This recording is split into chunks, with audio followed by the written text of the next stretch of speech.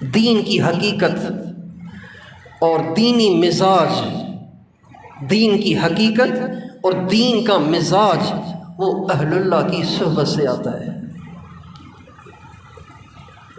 اہل اللہ کی صحبت کے بغیر، اللہ والوں کی صحبت کے بغیر دین کا مزاج بنتا نہیں ہے۔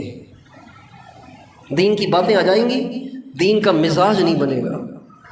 گناہوں سے نفرت ہو جائے، جیسے پاخانے پیشاب سے گھن ہوتی ہے، ایسے نہیں ہوگا۔ دین کا مزاج اہل اللہ کی صحبت سے، صحابہ کا ایسا مزاج کہ جب حکم آیا شراب چھوڑ دو تو منہ میں پڑی ہوئی شراب کی کلیاں کر دیں، گھروں میں پڑے ہوئے مٹکے توڑ دیے، مشکیزیں پھاڑ دیے۔ یہ حضرت محمد صلی اللہ علیہ وسلم کی صحبت کا اثر تھا، صحبت کا اثر تھا۔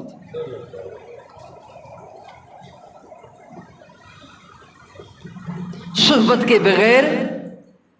کے بغیر انسان کے اندر دین کی حقیقت نہیں آتی۔ صورت آ جاتی ہے، حقیقت نہیں آتی۔ حقیقت آتی ہے اچھی صحبت سے، نیک صحبت سے۔ صحبت صالح ترا صالح کند، صحبت طالح ترا طالح کند۔ کتنے شریفوں کے بچے بری صحبت میں گئے، پتہ نہیں کہاں نکل گئے۔ کتنے بے دینوں کے بچے اچھی صحبت مل گئی، اچھے ہو گئے۔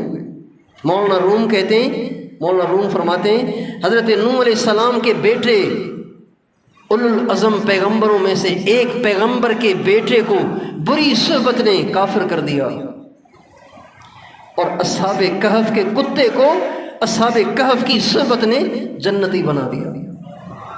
یہ صحبت کا اثر ہے۔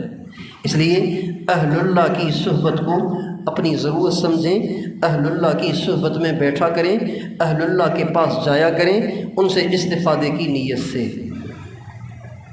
ان سے اصلاح کروانے کی نیت سے، میری اصلاح ہو جائے۔